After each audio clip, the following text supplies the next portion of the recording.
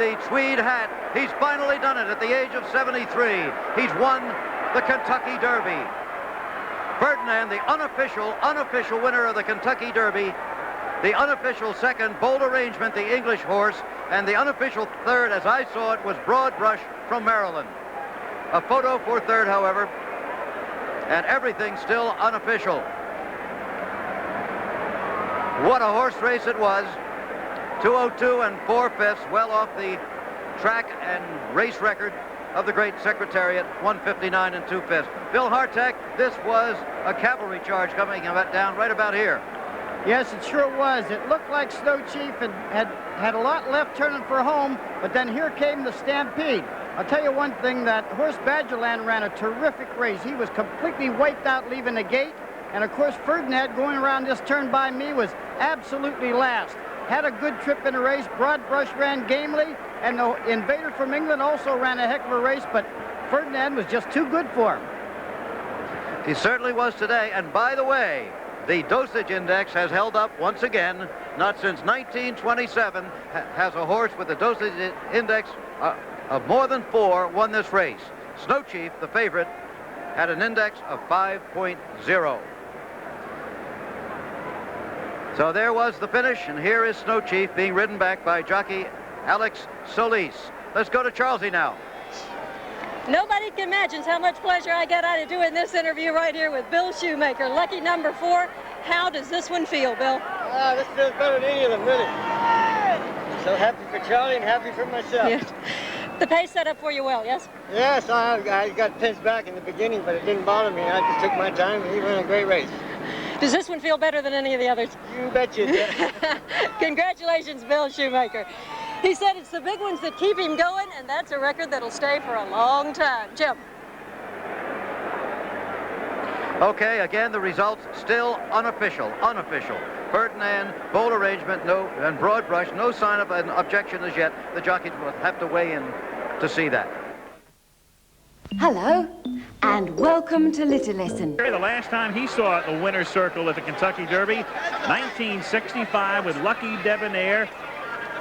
The horse going off at odds of 17 to 1 from the inside post. Not the most propitious position to start a race here at Churchill Downs.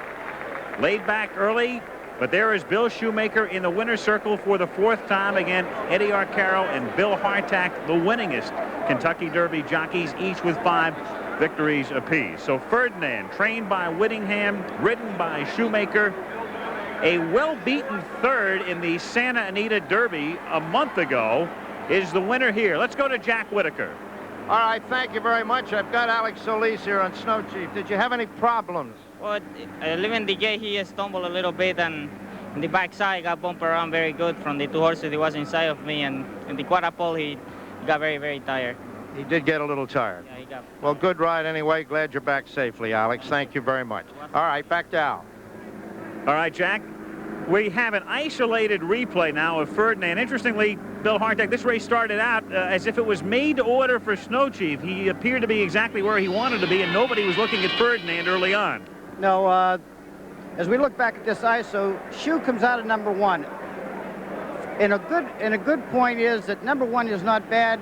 2, 3 is not bad ordinarily because you're down on the rail, you don't have to move your position. But number 1 here, with all those horses on the outside, they tend to squish you into the rail.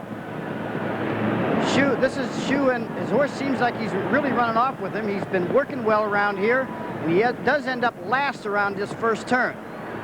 Shoe has never left the rail. He's hopeful for a fast pace, and the fast pace did materialize. They went the first quarter of a mile in 22 and 1, and that's realistically fast. Now he's coasting down the backside. He's already last. Shoe's not going to make any dumb moves from here on. He's already last. He's got to wait, hope that the pace sort of knocks these other horses out of commission, softens them up for him later on. Now he's moving in between horses right now. He's still in the rear of the pack. Shoe has got good room to move, and he's slowly letting his horse wind up. Now they progress down the backside. Of course, the front runners, the leaders, are still setting a fast pace. They went 45 and a fraction. And if you see right at the top of your screen is Bold Arrangement, he's also made a move a little bit in front of Bill Shoemaker, who is now starting to wind up again, too. Now they get into that turn. He did run a tremendous race, because coming from that far back, even regardless of a fast pace, is a tremendous effort. Shoemaker kind of picks his way around a horse or two, and I do believe he drops in here and splits horses. Goes around right here. Now he's in behind a wall of horses. Snow Chief down there on the rail is starting to tire. Shoemaker split horses, and his horse is full of run. Broad Brush is trying to give him a challenge, and of course Bold Arrangement there, third on the outside, has made a good run at him too. Badgerland had the unfortunate misfortune of being really bothered leaving the gate. Shoes driving at the finish,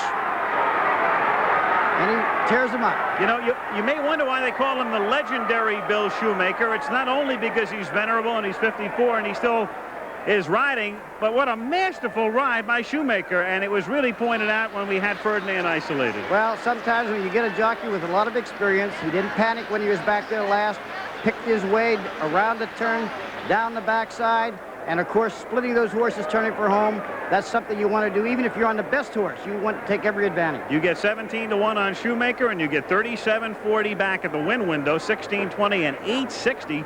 Bold Arrangement officially second at 9.40 and 6.80.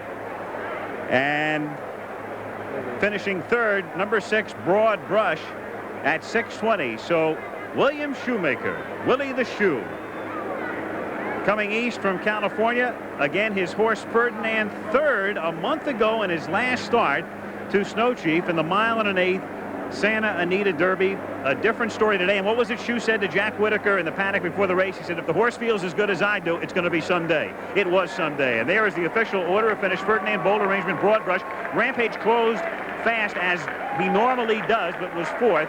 And so on down the line. And you go all the way back to Snow Chief, who looked like he was in pretty good shape heading into the far turn, and then all of a sudden had nothing left. Groovy had the early lead and winds up 16th and last in this big field at Churchill Downs.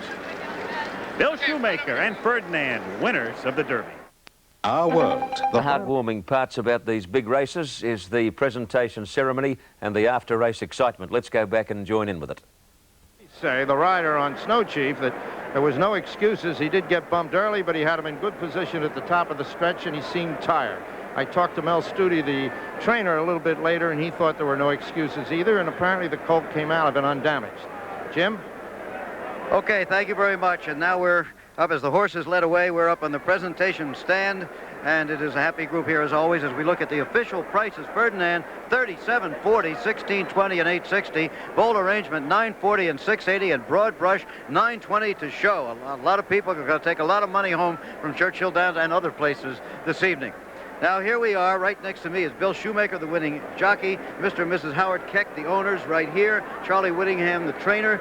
Governor Martha Lane Collins of Kentucky, who has to be the first person ever to be a governor and mother of the year at the same time, but she has been named. Tom Meeker, the president of Churchill Downs, and his wife Carol in the back there. Tom? Wasn't it a great race? About a month ago, I had some great excitement down in Dallas when U of L won the NC2A championship, but this beats it all. Just a great day, a marvelous job by you and your staff. Governor Collins? Well, I'm sure the Kecks are very proud, and Charlie's, of course, said he was going to bring a winner if he came back to the Derby. And for Willie, his 4th win, that's fantastic. So congratulations to them all. Here's the big thing. Well, at that point, we must leave our satellite coverage of the 112th Kentucky Derby, a veterans derby, a 54-year-old jockey, a 73-year-old trainer. Congratulations to them. Thanks for joining us.